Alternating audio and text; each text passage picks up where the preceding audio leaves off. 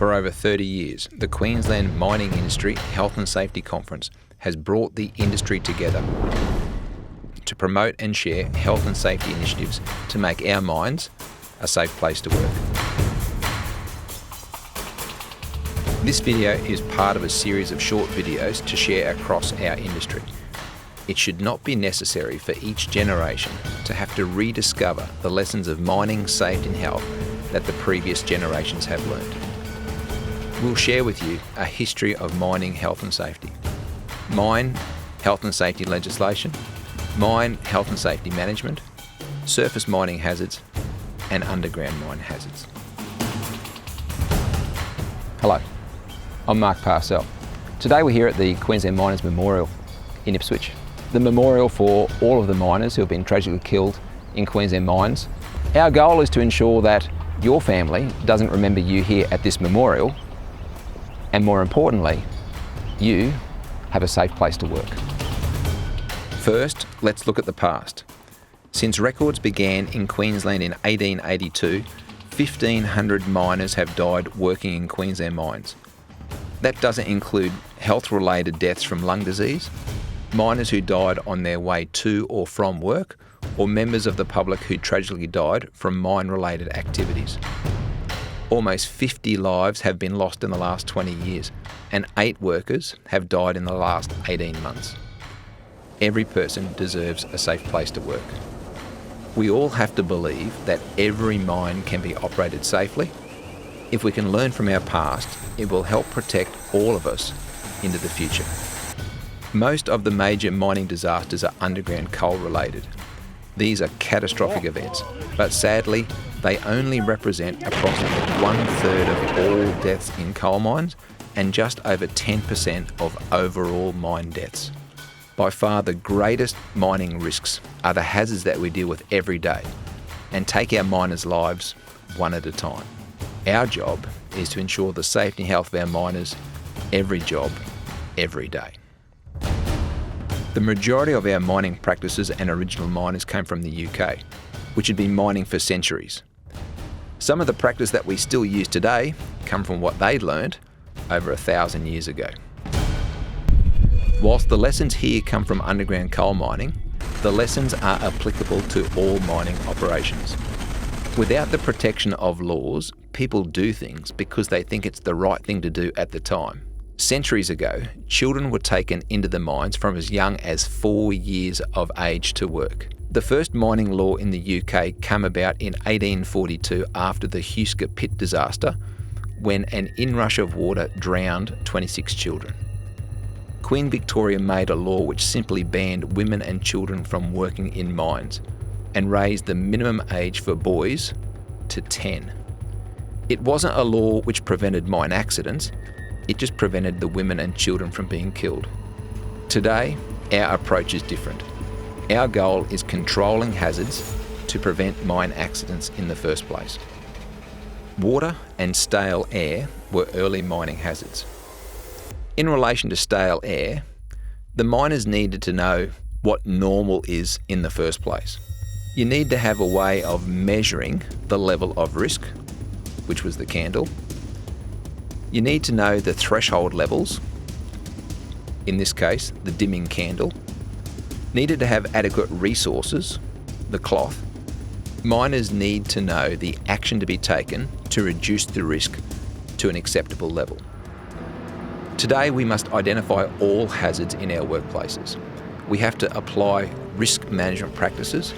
We have to know what normal is or what an acceptable level of risk is. We have to be able to measure the risk with the monitoring. We have to have threshold levels, normally called TARPs. We have to have the resources required to reduce the risk. And we need to know what actions and responses are required, including evacuation when required. We don't have firemen anymore. In fact, we haven't had them for a couple of 100 years. But the principle remains today. They're called workplace inspections. It's an obligation of the site senior executive to ensure an appropriate inspection of each workplace is carried out, including, where necessary, a pre-shift inspection. With your work group and supervisor, discuss your site's requirements for workplace inspections.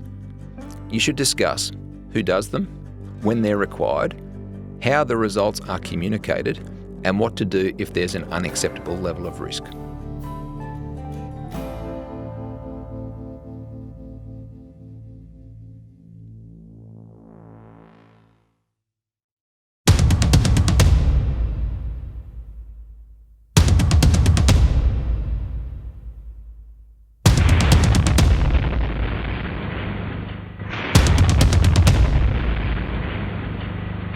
Coal dust was a byproduct of the introduction of explosives for the breaking of coal.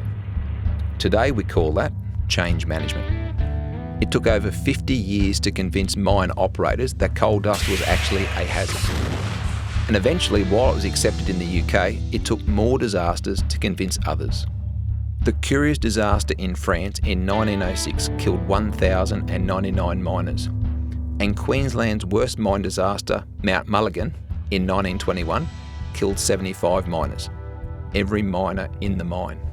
Today, as we approach the centenary of the Mount Mulligan disaster, on the 19th of September, we have a memorial for all miners who've been killed in Queensland mines, the Queensland Miners Memorial Day. But the true memorial to those miners is learning the lessons from their deaths. It's these lessons which will protect you and the next generation of our miners. For the next 50 years or so, laws were implemented, but death and disaster was still associated with mining. Just a few miles from here in the Yorkshire coalfield, they've grown used to the idea of death and disaster as the price men have to pay for coal. Miners were killed in mining accidents at a rate of approximately 1 death for every 1,000 workers every year. We simply can't accept this human cost of mining. It's their memory that drives us to protect the health and safety of every miner, every day. Now, sadly, there was one day that changed the world. On the 21st of October 1966 in Wales, the unthinkable happened. The slope failure of a waste dump at the back of the village of Aberfan killed 144 people, including 116 children at their local primary school. The shock of this event changed our approach to workplace safety around the world. Here's what happened that day. For weeks beforehand, the Merthyr Valley had been hit by a torrential downpour, turning the tip to slurry. Workers arrived in the morning to find it had sunk dangerously by about 10 feet. There were no phone lines working up there that day, so workers hurried their way down the mountain to warn bosses of the danger. Something's not right. What do you mean? We should get a safety team up there now. But it was too late. Someone needs to check it out. Be quiet. The tip began to fall at approximately 9:15 a.m. Just as children had sat down on the morning of what was the last day before half-term. An avalanche of liquefied slurry tore down the mountain, reaching speeds of 30 to 40 miles per hour. Survivors who were inside the school described hearing a thunderous noise, like a jet plane, as the avalanche approached. As had long been feared by those who had warned the National Coal Board, the mud crashed directly into the school and many of the neighbouring houses. It happened so quickly, there was barely time to react. As soon as news of the tragedy spread, people from across South Wales arrived in Aberfan to help. Miners found themselves digging for their own children. Initially, they worried about bringing in mechanical diggers, fearing their weight would crush anyone trapped underneath. So many began digging with their bare hands. The principles of mine safety today are based on the findings of the Aberfan inquiry and the subsequent inquiries into safety and health. More recently, we've learnt from our own disasters. Box Flat in 1972. The Box Flat colliery at Ipswich exploded and 17 miners died. Kayanga, 1975. A fire by spontaneous combustion, the decision taken to seal off the section. Mara No. 4 mine, 1986. This is when they were looking for the ignition source. That's the last place that they were mining. I have nightmares about explosions and death. And Mara No. 2 mine in 1994. When I got called to a TV at a relative's house and said, "Come and look at this." And all I could think of was, not again, not again. And more recently, in New Zealand, the Pike River disaster in 2010. It was clear that the people involved in the industry needed some direction on what's happened in the past and what we should be doing to stop it happening in the future. What do you say to a woman who's just lost her husband and father of her children? There's no words that can adequately explain that pain. Health issues are much less visible than safety, but no less important. Of course, you'll be aware of the recent focus on lung disease of mine workers. All health issues are equally as important as safety. Some potentially take decades to appear, and it seems to make them less important, but they aren't. Health issues deserve our attention as much as safety. The conference has health initiative awards, and you're encouraged to participate for the health of all of our mine workers. Sadly, it normally takes a major mine disaster for an inquiry into mine safety. The last major mine disaster in Queensland was now over 25 years ago, but there have been plenty of near misses in that time since. The disappointing fact is sometimes you see repeats, including exploding tyres, which seem to be a problem, vehicles falling down a stope, which seems to have happened a lot over the industry. Mark, you've taken me through so many times the disaster and then the legislative change. My hope is that in the 21st century, we can move beyond a disaster creating the impetus for change.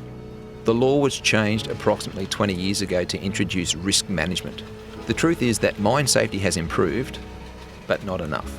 More miners have died in our mines since Mara No. 2 than were killed in all of the 4 major mine disasters in the past 50 years. Here's our dream: every mine worker home safe every day. Mining safety and health has really only improved twice in the past 150 years. Around 1970 with mechanisation and an increased prevalence of surface mining, and post-2000 with the adoption of risk management combined with the recommendations from other major mine disasters. Our task is to pass on to the next generation the lessons that we have learned. Not to dream, not to hope, but to expect and to demand every mine worker has a safe place to work. The Queensland Mining Industry Health and Safety Conference is your partner to protect the health and safety of all mine workers by sharing the lessons learnt from the past for the health and safety of our miners in the future. With your supervisors and your crew, review past mine accidents and disasters at your mine, at mines in your district, at mines like yours, or activities that involve work like you do. The lessons from these terrible accidents have been learnt for your benefit and the benefit of future generations. Don't think it won't happen to you. Make sure that it doesn't. Information about past mine accidents can be found at www.mineaccidents.com.au.